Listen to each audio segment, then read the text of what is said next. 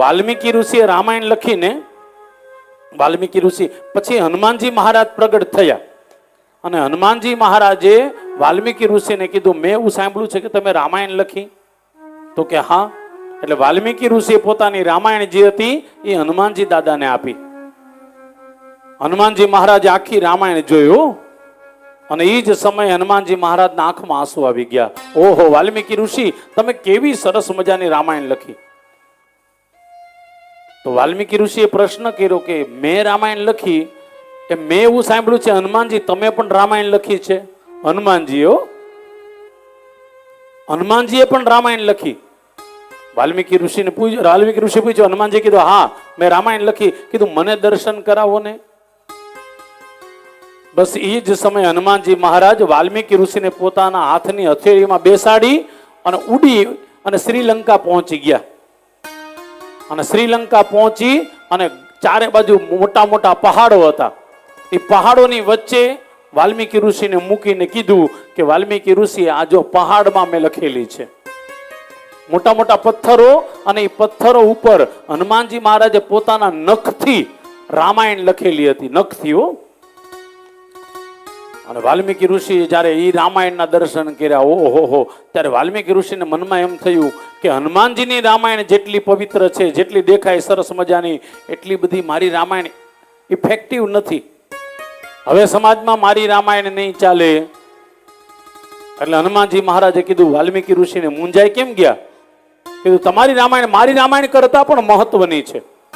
મને સાંભળતા સાંભળતા, મને દર્શન કરતા કરતા મારા આંખમાં આંસુ આવી ગયા. હનુમાનજી મહારાજ કે તો તમારી શું ઈચ્છા છે? કીધું મારી રામાયણ કાયમ માટે રહી, મારી એવી ઈચ્છા છે. હનુમાનજી મહારાજે એ જ સમયે જે શિલા ઉપર રામાયણ લખી હતી એ શિલા ઉપાડી અને સમુદ્રની અંદર પધરાવી દીધી. આજે પણ એ રામાયણ સમુદ્રની અંદર કોણ વાંચે છે? તો કે શેષનાગ, શારદ એટલે માં સરસ્વતી હનુમાનજીની રામાયણ વાંચે છે. મારા ગુરુદેવ ભગવાન એમ કહેતા, હનુમાનજી મહારાજે રામાયણ લખી, વાલ્મીકી રામાયણ વાલ્મીકી ઋષિથી એમ થયું કે ઓહો, મારા કરતા પણ કેટલી ઊંચી આ રામાયણ છે.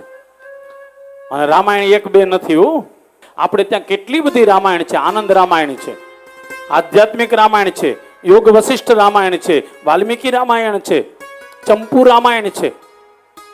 ચંપુ રામાયણ આમાંથી કોઈ આખું ગદ્ય વિભાગની અંદર, એમાં કોઈ જગ્યાએ શ્લોક છે જ નહીં, આખો ગદ્ય વિભાગમાં.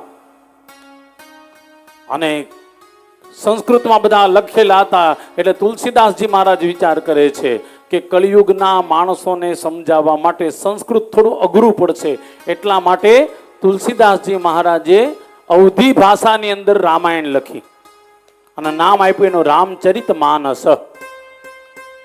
પણ એ તુલસીદાસજી રામાયણ જે છે થોડી અધૂરી છે. ક્યાં સુધી રામાયણ છે? તો કે રામ ભગવાનનો રાજ્યાભિષેક થયો, બસ ત્યાં સુધી. પણ વાલ્મીકી રામાયણે આખી રામાયણ, જ્યાં સુધીમાં જાનકી પૃથ્વીની અંદર સમાય ન ગયા, લવ અને કુશના વંશનું પણ વર્ણન આ રામાયણમાં છે. મારા ગુરુદેવ ભગવાન એમ કહેતા, વાલ્મીકી રામાયણ આદિ રામાયણ છે. એટલા માટે જેટલી પણ રામાયણ થઈ, બધી રામાયણ આને અનુસંધાને લખાયેલી છે.